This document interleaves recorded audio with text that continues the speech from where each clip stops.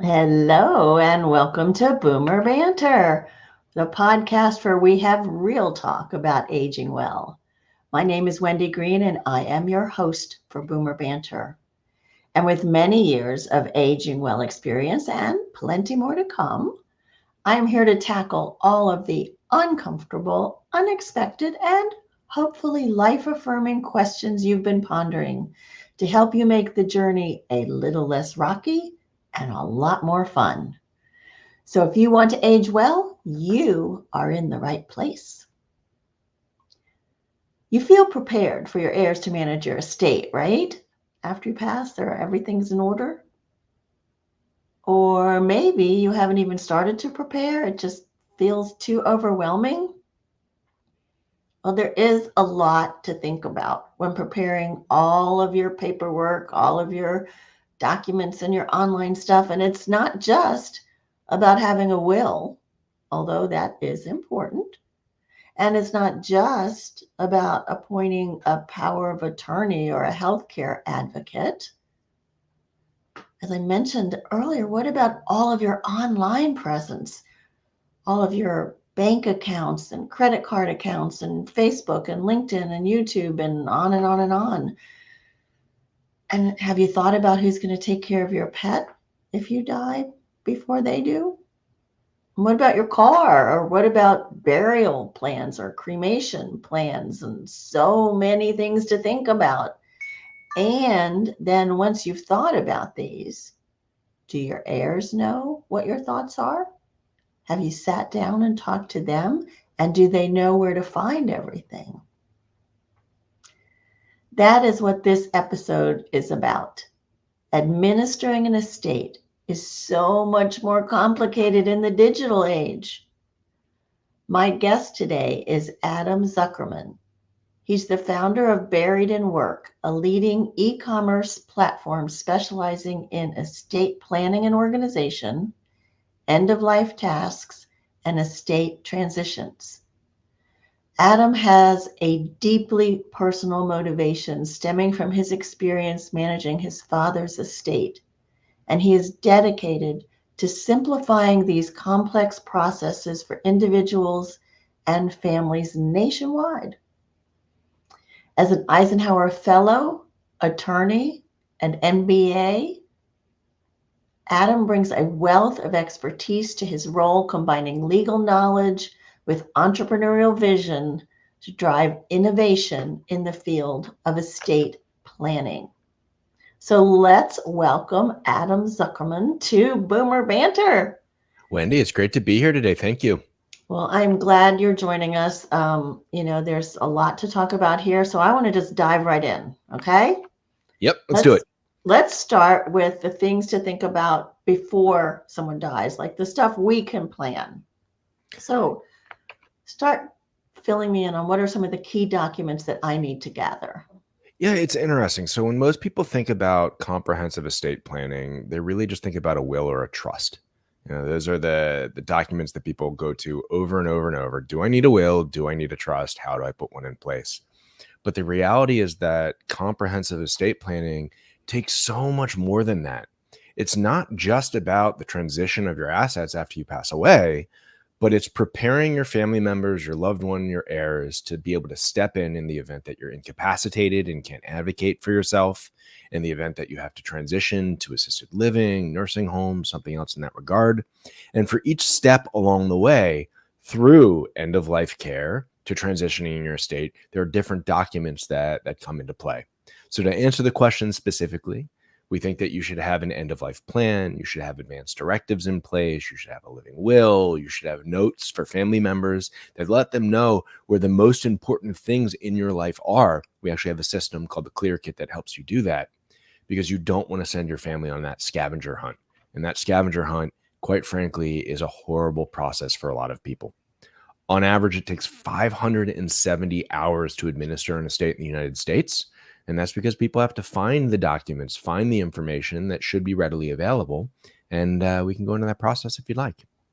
Well, we will. So when I was looking at some of the stuff, Mhm. I downloaded a free thing from your site about my estate, planning for your estate. And one of the things it said was about your beneficiaries and your pay on death and things like that. How do we know what we need to do there? That's the problem. So there's the known knowns. I should be getting my estate organized. There's the known unknowns. Oh, I'm sure that I should have a legal document that lets people advocate for me in the event that I can't advocate for myself. And then there's the unknown unknowns. What's out there that I just haven't thought of? And that's really why you want to leverage professionals that are in the space that can really walk you through that process or get you educated. And an example that I like to give is I was speaking with an individual from Virginia. He was married. He had 2 kids. He had a will. And when he got divorced, he ended up updating his will. So in the event that something happened to him, 50% of his assets would go to each child. Makes sense. And he asked me, do I need the estate preparation package, which has now evolved into the Clear Kit? And what can I learn from Buried in Work? Because I want to make sure that my estate is actually organized. So he's being very proactive. And I asked him if he had updated his payable on death beneficiaries on his bank accounts. He went, no, I don't need to. I updated my will. If something happens to me, it goes to my kids, 50-50, nice and easy. But what he didn't realize is that your payable on death beneficiaries on your bank accounts, on your insurance policies, on your retirement accounts, those get processed before your will does, because those are contractual relationships. So his ex-wife was actually going to receive everything still that was in those accounts and those policies in the event something were to happen to him. He was fortunately able to update the will to honor his wishes and his documents to honor his wishes and what he wanted. But that's the type of example that I think is really important that people understand, is that most people would have no concept or idea to even think about, oh, I need to go and update these type of accounts, because it's just not something that we deal with on our daily routines. And that's what we need to help people do, is go through the steps of update this, check that, do this, do that. And depending where you are in your life, whether you're 18, 19 years old, 25, 50, that your estate plan is built today for tomorrow, but can evolve with you over time for whenever it is needed. Right, right. And I also want people to know that there are things that they can do now before they, you know, access other professional services. So they can go to their bank Yep. now and say, I need to put a payable on death on there. And I have 2 children. Do I put just the one who's the executor, or do I put them both? Mm-hmm. Well, that's the question. So in that instance, you don't want to choose just the executor, because that means that all the money will go to the executor personally, and that skips the entire process. What you want to do rather is figure out first, before you start going to your banks to updating things, is having a general understanding of what is in your estate itself. So first step, you have to take an inventory. This is what I have. This is what I want to have happen.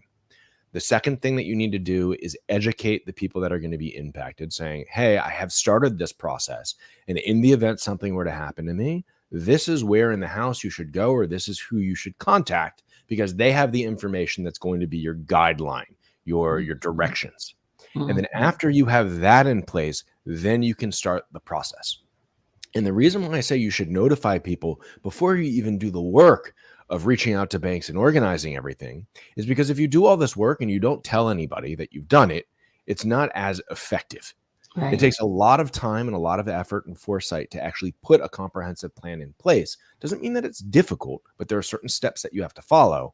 But it's really easy to let people know that you've started. So first thing is let people know, start your inventory, and then you can start working through that process. But going to your banks, going to your financial companies, that's exactly the right type of thing that you want to do.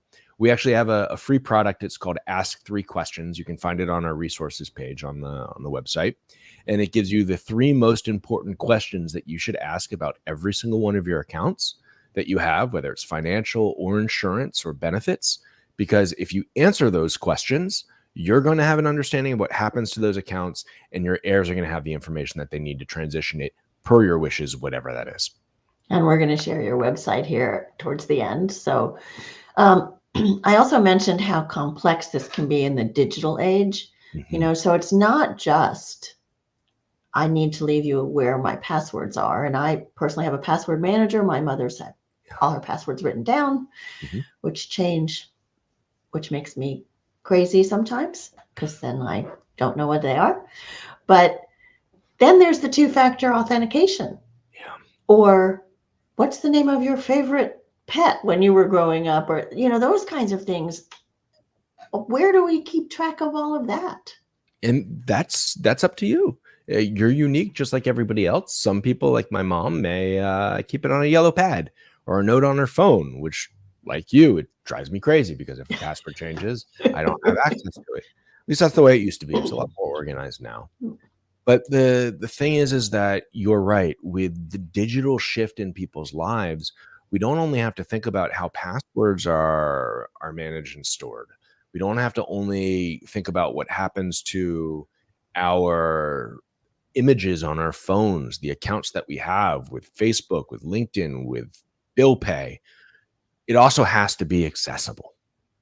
And we have a system. It's the Clear Kit that we talked about briefly or mentioned briefly. And it helps you organize all of this information because it is such a critical part of not only organizing your life, but also transitioning everything.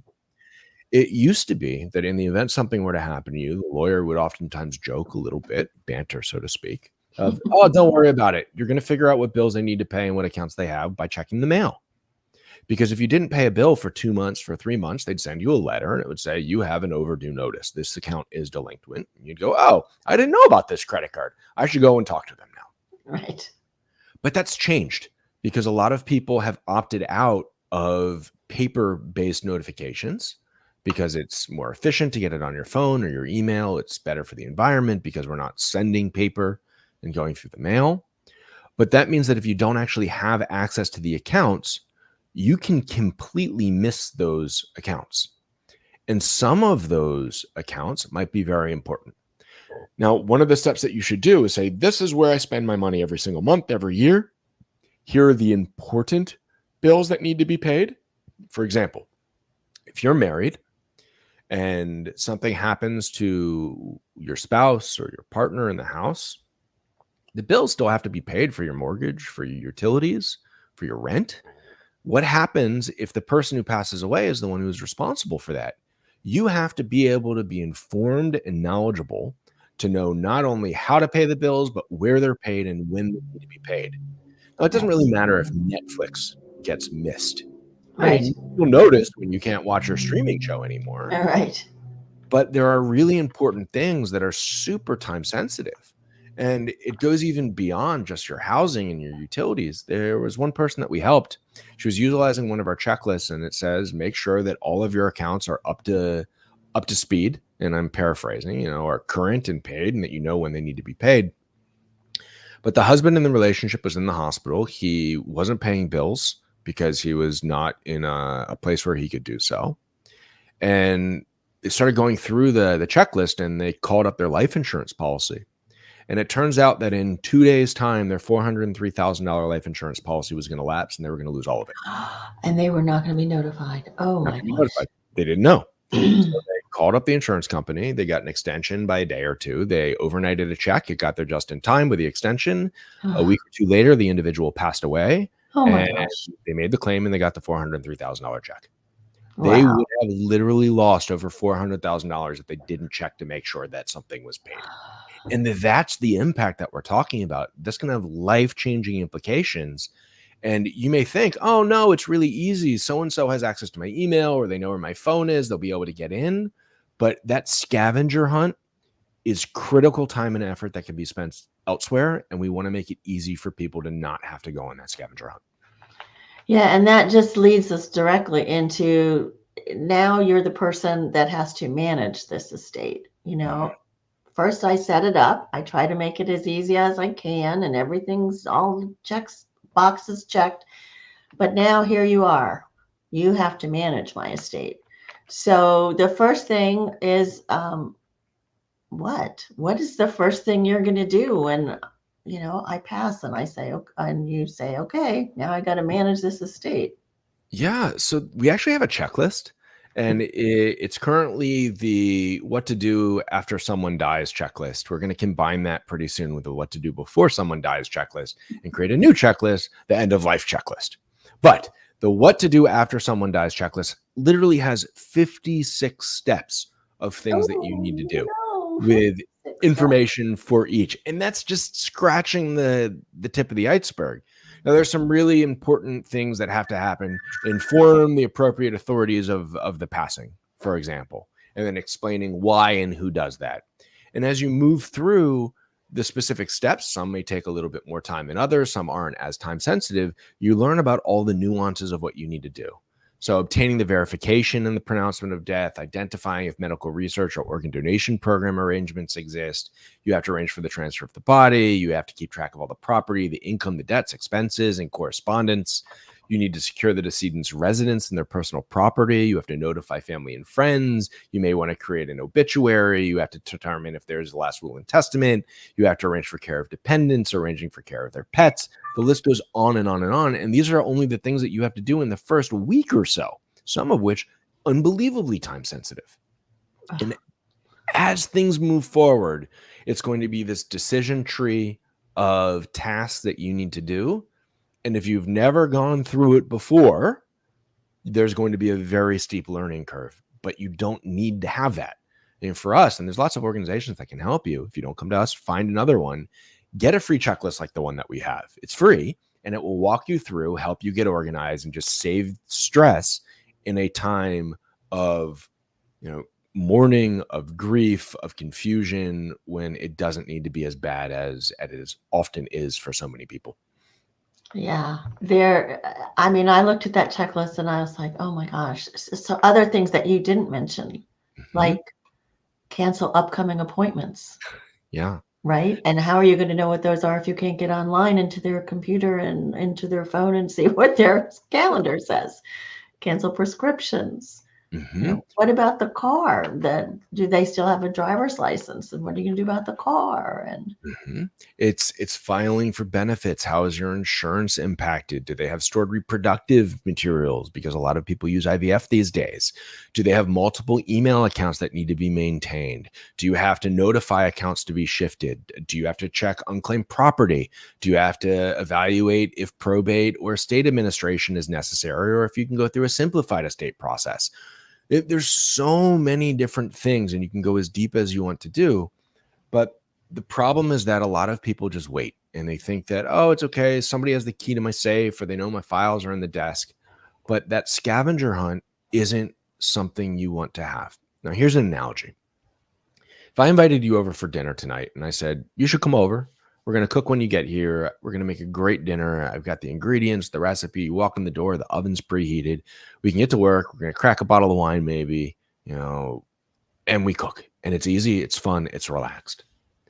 But if I invite you over and the door is locked, I'm not home yet, you have a tight schedule, you have to break into the house, you have to find the ingredients, you don't realize that the dinner that we're cooking is actually half of the ingredients are in a closet behind a shoebox for some reason. yeah, It's going to be a lot harder for us to make that meal. yeah, Right. yeah, And that's literally what people are doing unintentionally. And by doing that, not only are they causing all this stress, but they're also setting themselves up that in the event that they change their mind later and they say, hey, I want to get organized now, they're doing that at a time when they're probably or it would probably be a better experience for them spending time with their family member, not having to go over their estate. Like, in times of stress is not when you want to do this. You want to do this like insurance before you need to, and then update it along the way. yeah. So there was an incident that happened in your life. You didn't start out thinking, oh, I'm going to grow up and create a business for people to organize their end of life. So talk to us about your dad and what was the incident that happened. Yeah, my dad was a great person. Throughout my life, I was very fortunate that he instilled values of helping other people, giving back, always finding the pleasure in life, even in difficult situations. One of the card games that we created, it's called One More Story. I was in the hospital with him, a few other people, family members, right before he came home for hospice care. And we realized that things weren't going the way that we hoped. He had been in the hospital for quite some time, in and out over the previous 7 years, 6.5 years, because he had leukemia. And I actually donated bone marrow to him the first time he had it. Then it came back. They put him in remission. He was at my house. He was doing some woodworking with me in the basement. He walked up the stairs and he said, Adam, I'm tired. And unlike you or me, when we say it, we take a nap, he goes to the doctor because leukemia is it's a blood cancer. You get tired. So he goes to the doctor. They run some tests. They tell him to check in on a Thursday, and he dies 12 days later. So we're in the hospital before he passes away. And we're just telling stories. Dad, tell us one more story about when you were a kid. Tell us one more story about this. What do you think about that? And we turn that into a card game, one more story with 126 cards that are designed with clinical social workers and game designers, so they're easy to understand. And literally the feel of the cards is a linen feel, so people with dexterity can hold them easily. And during that conversation, a nurse walks in, and my dad turns to the nurse, and he knows her by name now because he's friendly with everybody on the floor. He's been back there quite some time. And he goes, hey, nurse, whatever her name was, why is a giraffe's neck so long? And she looks at him like he's crazy. She goes, I don't know, Andy, why? He goes, so it can reach his head. And this stupid dad joke. This is a guy who used to be senior executive service in the government at the IRS. He was acting director of federal, state, and local government. Go audit Michigan, right? And he's literally about to pass away in a matter of weeks or days at the time. And he's making jokes, trying to cheer up other people. Yeah, wonderful. And that's my dad. Yeah. So I didn't expect to be doing this. You're right.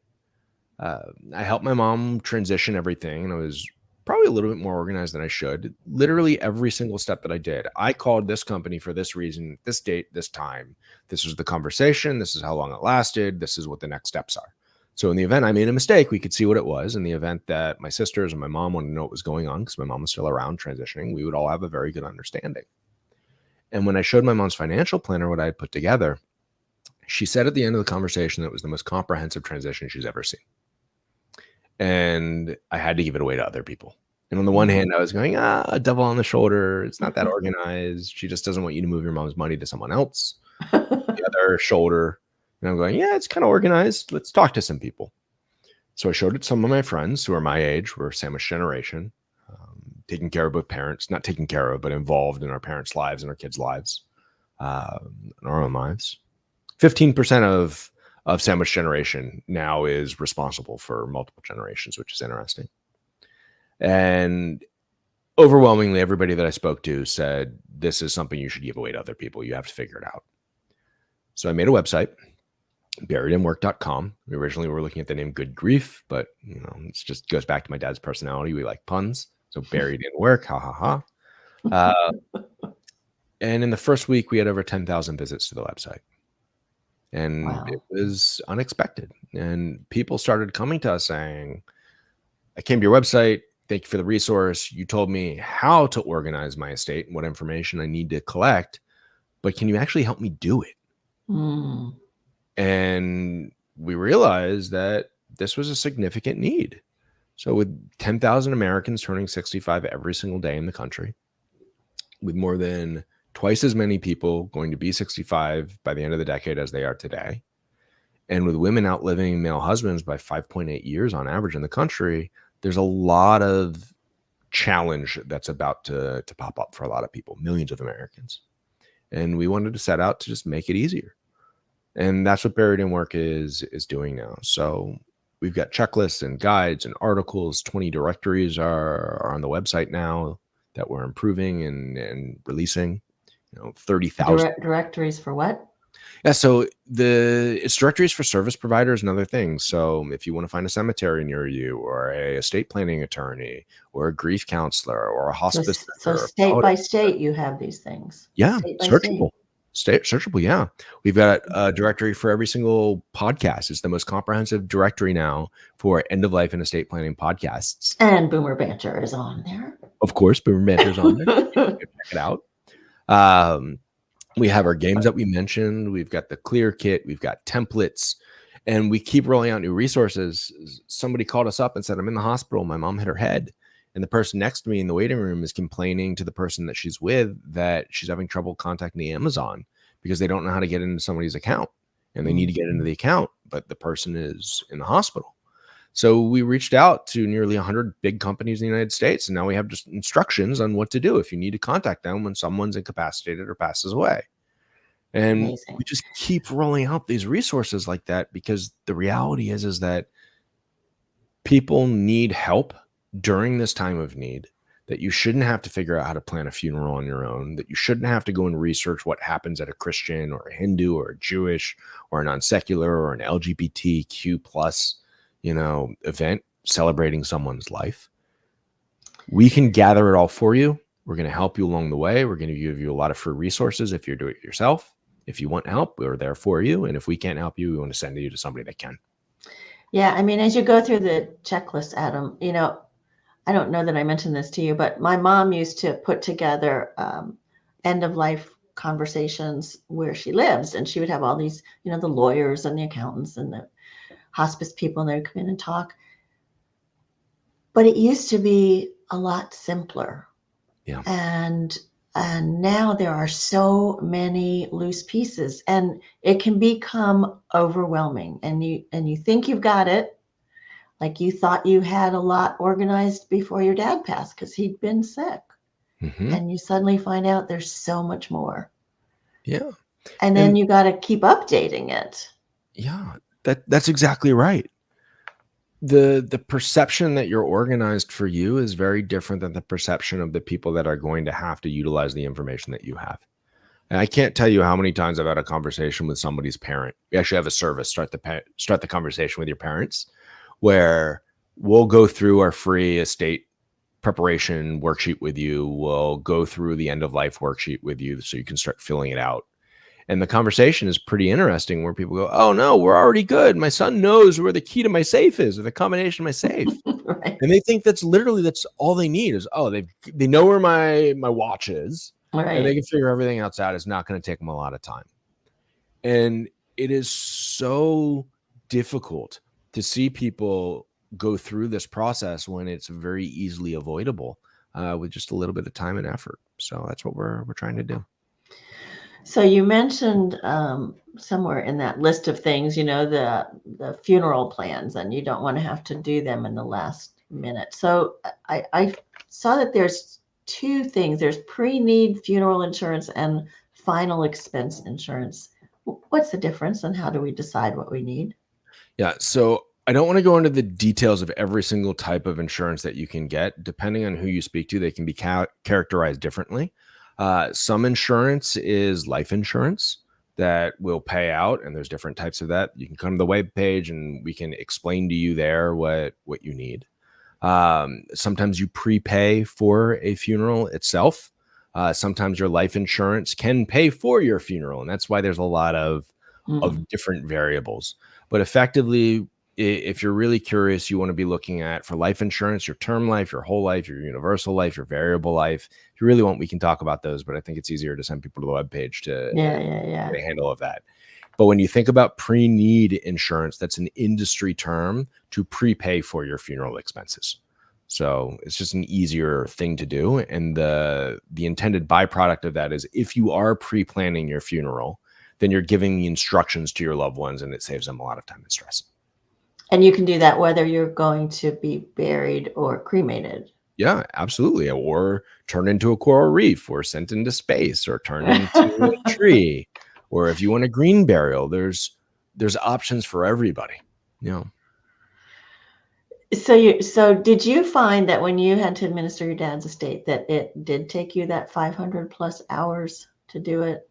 A little bit less. I was able to move pretty quickly, but there's obviously times that you have to have that check mark. So once you notify and file the will with the state or the jurisdiction that you're in, there's a notice period that creditors have the ability to write in. So you can't actually do anything.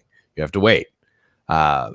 It's a process per state by state by state. Luckily, we were a little bit more organized than most. I knew most of his passwords. I knew most of his accounts. But there were some things that definitely took a little bit longer than I thought. And there's some things that we still got to figure out just because the time lapse hasn't required us to do something like transitioning a car, for example. In Maryland, where we live, you don't have to update the title of the registration on a vehicle until the title expires or is about to expire. If you want to transfer it, you don't have to do it right away. So there's a lot of weird stuff like that. Yeah. So talk to me about this Clear Kit. Now I ordered one. Right now I have everything in a notebook. Yep. And everything. I have everything that I have in a notebook, but as I've looked at your list, there's a whole lot more that I need to put in there. But talk to me about what I'm going to get when I get my Clear Kit. All right. So the Clear Kit it's an acronym. It's a Comprehensive Legacy and Estate Administration Repository Kit.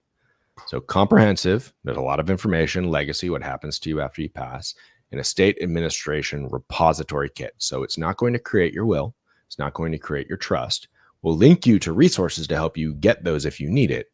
But this is the place where you gather all of your information. So when the individuals in your household need to step in, or your family members, your loved ones, your heirs, executor, administrator need to step in, they have all the information that they need in one easy to find place. Now, it is designed to have specific groupings of information kept within that grouping. So there's 3 binders that comes with it. The first one is your personal information, your heritage and your pets information. So that goes into your adult profile about you, your citizenship, your family genealogy, your marriage and civil partnerships history, your career and education, if you were in the military, clubs and organizations, child profiles, grandchild profiles, non-minor dependents, even pets. We literally work with veterinarians to make sure that the pet profiles were thorough and asked the questions that needed to be asked. Every single one of these questions that we asked have been gone over and reviewed and updated by experts in that specific field's jurisdiction. And the reason why is we wanted it to be extra comprehensive, knowing that nobody's going to fill everything out because not everything applies to everybody. But we want to give people the opportunity to have all the information that they actually need.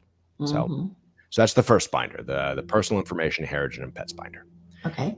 The second binder is your assets, liabilities, tax binder. This also includes some insurance questions.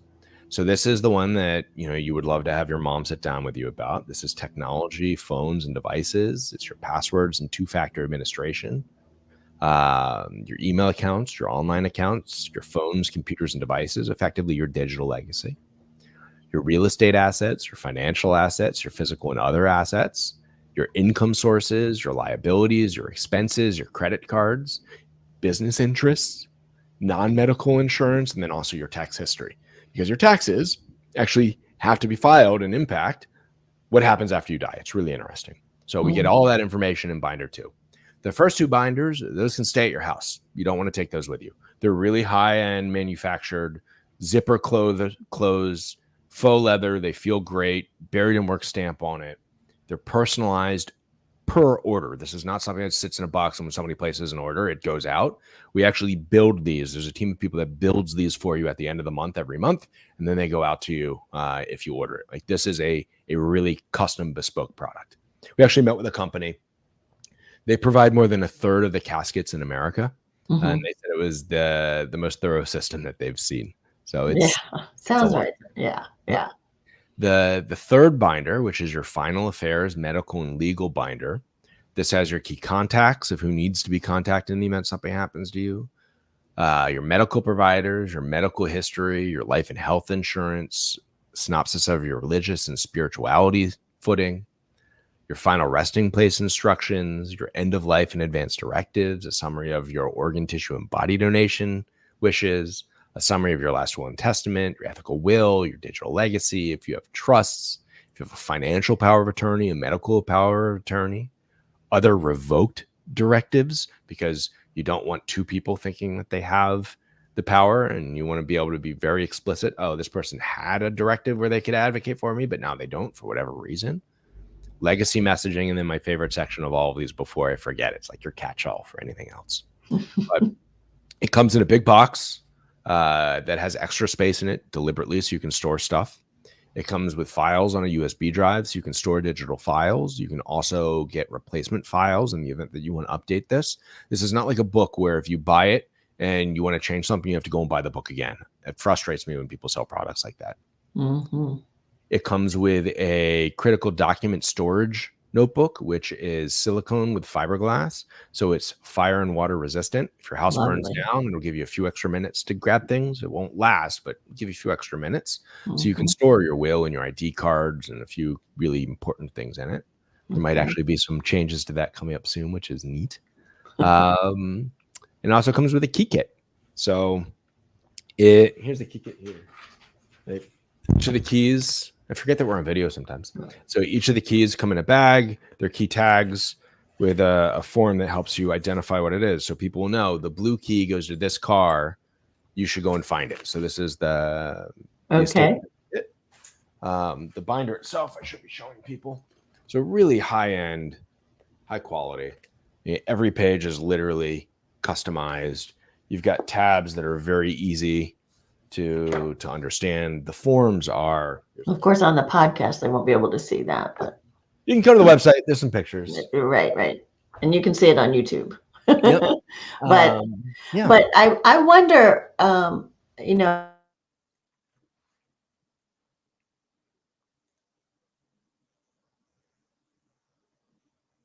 what happened? Nope, we're here. There we are. Do people ever come to you sometimes and say, "This is overkill. This is just way too much," Yeah. and I can't even. I don't even know where to get started. I mean, how do you answer that question? Yeah, the answer is you're right. It's a lot of information. And are you trying to tell me that you can fit all the history of your life and what matters into 20 pages? Uh, the reality is literally it is a transition of your life's legacy, and it requires a lot of information, and you do not have to fill out all of it. And that's why it comes with a booklet that says getting started. And we say these are the most important sections for you to focus on. Knock them out, go through them as you see fit. You don't have to focus on every single section. If you want to skip the family genealogy section, skip it. That's okay. But we want to give you the opportunity that in the event that you wanted to sit down and be really thorough and leave this legacy, because after you pass away, a lot of the questions and things in these books are going to be referred back to by your family members. They're interesting. Yeah. You can do that. But for the people that say, is it too complicated? Yes, this is a comprehensive package. And if you want things really, really easy, that's okay. Get the estate summary worksheet. It's for free. It's 3 pages. And your family members can figure everything else out on their own. That's right. They can go on their own scavenger hunt. And then, so you talked about, let them know you're getting started. Then what? Do you sit down with them and go through all 3 books that you have there? Yeah, so that's up to you. There are some people where they want their family members, their heirs, to be unbelievably involved in the process, right? There are other people that go, you know what?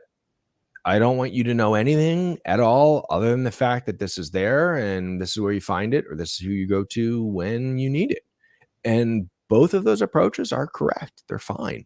You're unique, like everybody else. You get to determine what you want to do. For me, my wife and I, the people that are impacted about this, they know that it exists. They know what's in it. The people that are guardians for, or would become guardians for our dog or our cat, if you want to say guardian in a quote, are there to look out. They know about that. And we've got provisions to take care of them. And it becomes more important if you actually have minor children or non-minor dependents. But it's really a unique situation. When it comes to collaboration, though, one thing that I do oftentimes encourage people that we work with to do is if they're at the point in their estate, because not all estates require this, where you have an estate planning attorney and you have a CPA or a tax prep person, you have doctors that are involved, is you want them all to know that the book exists and what the others are doing, because it allows them to give you a better service. And what I mean by that, if your financial planner is helping you with your assets and your retirement plans, there may be tax implications in estate planning that your attorney might be helpful in as they draft documents for you to reach your objectives. And sometimes those objectives may actually conflict. So what these books do is it really helps them understand what the other service providers are doing, providing you a better service. And in the event that there is something that causes a problem, it can be flagged before it's actually an issue. Wow. Another thing I hadn't thought of. So, uh, leave us with 3 things, Adam, that you think would be helpful to people to get started. I'm going to show your website here. It's Buried in Work, just like Yeah. it sounds.com. All of these resources are on there. But go ahead and leave us with 3 takeaways that we can use to get started. First one is come to the webpage, buriedinwork.com. Lots of free resources. Just get started. Highly recommend getting a state summary worksheet for free, and that can lead you into the Clear Kit, which a lot of people are getting not only for themselves, but for themselves, their kids. And it's actually neat. You see people buying them in groups, and then they start going through the packages together. So find a friend, get it together, and then go from there. Second thing is try and figure out all of the things that you don't know. And that's a kind of a weird thing to say, but I'll give you another example there. If you're married and your spouse has credit cards in their name and they're the primary in all the credit cards and you have a secondary card in your name, if they pass away, guess what? You lose all of your credit cards. Make sure that you're financially secure. Take out at least one credit card in your name. So in the event something were to happen, you have access to credit and can still get things on credit, because it's important if that's how you live your life. So there's a lot of unknown unknowns. Make sure that you're aware of that and think about the resources that can help you. And then the third thing is share this podcast. And we've talked about a lot of really interesting things. Your friends probably need to know about it. Your family members probably need to know about it. If you have questions, go back to Wendy. She'll point you in the right direction. If you have questions, you can always reach out to me. I mean, heck, my personal email address is adam@buriedinwork.com. If I don't get back to you, you're going to hear back from somebody on the team as well. We want to make things easier for people. Now, that could be our games. Nothing Left Unsaid. One More Story. You can find them in retail now. It's actually being sold by Johns Hopkins Hospital in their gift shop, which is pretty neat. Well, and I'm also excited to announce that you have offered any Boomer Banter listeners a 10% discount on the Clear Kit and the games. That you can use those to spark conversations and to learn about each other. And all you have to do is use the code Boomer Banter. It doesn't matter if you capitalize it or don't capitalize it, but you use the code Boomer Banter at checkout, you're going to get 10% off of the Clear Kit or the games. So thank you, Adam, for offering that to the Boomer Banter listeners. Yeah, of course. I mean, you're doing such wonderful things to help people in challenging times. And if that gets somebody, to make somebody else's life a little bit easier, we're happy to do it. So thank you.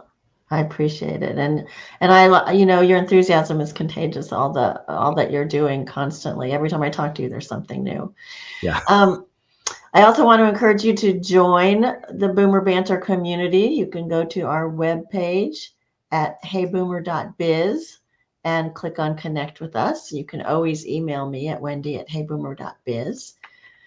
Next week, we are going to welcome Dr. Mary Claire White. She was scheduled to talk with us back in August when I had to suddenly cancel because of my mother's husband's fall and his subsequent passing. But fortunately, we were able to find another time for her to be with us.